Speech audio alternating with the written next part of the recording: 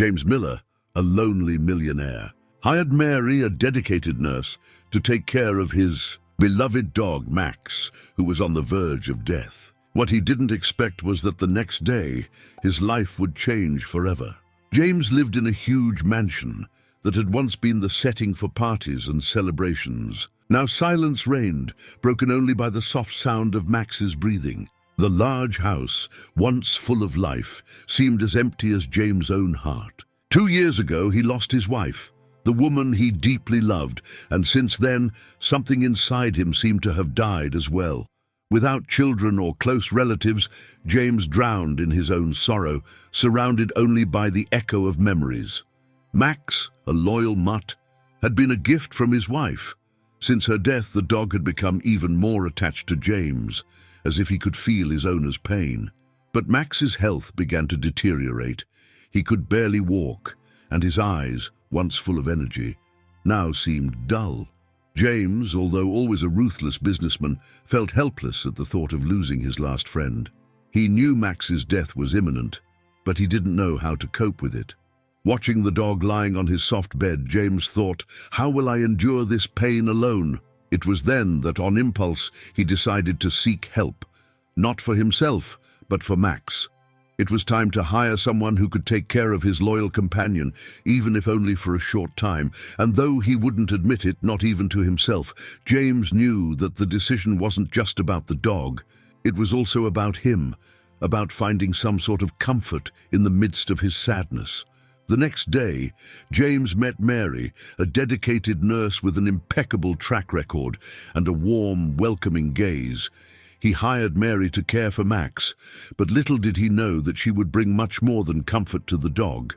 Mary's presence would not only change Max's life, but it would also transform his in a way he could never have predicted. Mary Johnson arrived at James's mansion on a rainy morning. She was a 50-year-old nurse with a life story that wasn't easy to bear.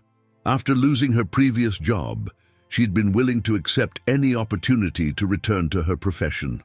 When she heard about the job opening as a nurse to care for a dog, she knew it wasn't the job of her dreams, but it was a chance she couldn't afford to pass up.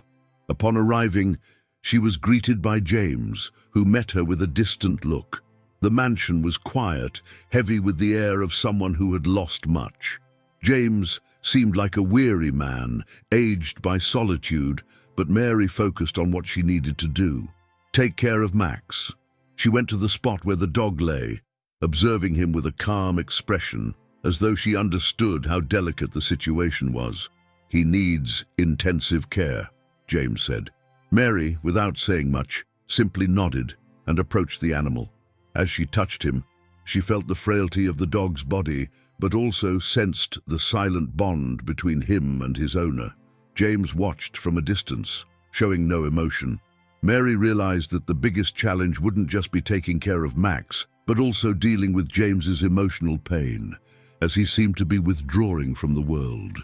In the following days, Mary dedicated herself to caring for Max with all the attention he deserved. She administered his medications with precision, adjusted his diet, and ensured the dog was comfortable at all times. Max, though weak and tired, seemed to respond to her devoted care. He was no longer the energetic dog he once was, but his gaze still reflected the loyalty he had always shown to James. Meanwhile, James remained distant.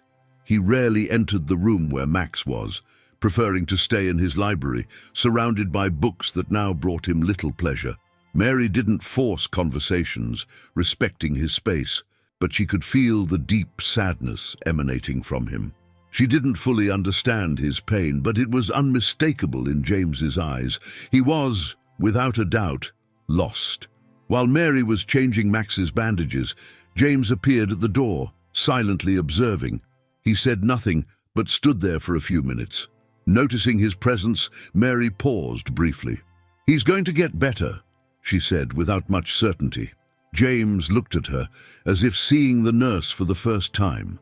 He didn't respond, but something in his expression shifted. Perhaps it was a glimmer of hope, something he hadn't felt in a long time. The days passed, and Mary's presence began to become part of the daily life of James and Max.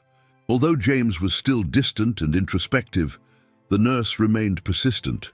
She never gave up on making Max feel loved, and this was starting to affect James in ways he hadn't expected. On Saturday morning, James, without warning, walked into Max's room. Mary was there, gently stroking the dog and speaking to him in a calm, soothing manner. The scene made James pause for a moment, unsure of what to say. He had never imagined that Mary's presence would create such a strong bond with Max.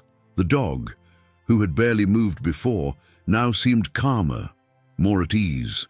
"You seem to have done more for him than I ever could," James said. He wasn't just referring to Max's physical care, but also to the way Mary seemed to nurture his spirit, as if she were restoring the hope that something good was still possible. Mary looked at him and smiled, though discreetly. "He still has so much love to give. He just needs to feel he can trust again." James watched Max for a few more moments before quietly leaving the room. Something within him, something he had shut away for so long, seemed to be awakening. As Mary continued to care for Max, something peculiar began to happen. James found himself spending more time near the nurse. He began staying in the mansion more often, silently observing Mary's small, tender gestures toward his dog. Though he never expressed his gratitude directly, he seemed more relaxed, more present. It was as if, for the first time in a long while, he was allowing himself to feel something beyond loneliness. After Mary finished her shift one evening, James called her into the living room. He was seated in an armchair, staring pensively at the fire crackling in the fireplace. When she approached, he invited her to sit down. "There's something you need to know about me, Mary," James said as she took a seat beside him. James glanced at the dog, now sleeping peacefully by his side. "Max and we're not just here to escape the pain. We're trying to find a little redemption. Losing my wife was devastating for me, and to this day I carry that burden." He paused, as if the words weighed heavily on him. "When she passed away, I shut myself off from the world. But Max was the one thing that kept me tethered to life." Mary, though surprised, said nothing. She simply watched him, respecting his pain and his silence. She knew that by opening his heart, James was beginning to allow healing to take place. As the weeks passed, Max's condition improved considerably. Though still fragile, he now walked slowly through the garden, sniffing the flowers with an enthusiasm that once seemed impossible. Mary had not only cared for him physically, but had also provided something far more valuable, the patience and affection needed for Max to trust again. James, who initially watched from a distance, began to participate more actively. He observed Mary as she cared for Max, and though he never said it, the gratitude in his eyes was unmistakable. He didn't know if it was Mary's presence or Max's recovery, but something within him was healing as well. One afternoon, while Mary was preparing lunch, James approached her in the garden. "I never knew a person could be so patient," he said sincerely. "You've done more for Max than I ever could, and somehow you've done the same for me without even realizing it." Mary smiled but said nothing. She could sense that James was slowly opening up, allowing himself to be vulnerable. Something was shifting between them, a silent connection built not only through their care for Max, but through their mutual understanding of pain and loss. Over time, James and Mary began to share more than just simple words. He, once closed off from the world, slowly started to open up, and she, initially there to care for Max, realized her presence was also helping to heal his wounds. Yet there was something James still couldn't bring himself to tell Mary, something that held him back from trusting her completely. One day, while Mary was in the garden with Max, James walked into the living room with a serious expression. He was preparing to leave for a business trip, one he had been postponing for months. Mary sensed that something was wrong, and his expression only confirmed it. James hesitated for a moment before finally sitting down beside her. "Mary, there's something you need to know. Something that weighs heavily on me, something I've been too afraid to admit. I'm not just a wealthy man. The life I've built wasn't entirely clean, and my wife knew it. She knew I was involved in unethical dealings. When she died, it felt like I was being punished for all my mistakes. Mary looked at him gently. Everyone has their ghosts, James. What matters now is how you choose to face them. With tears welling up in his eyes, James smiled for the first time in what felt like years.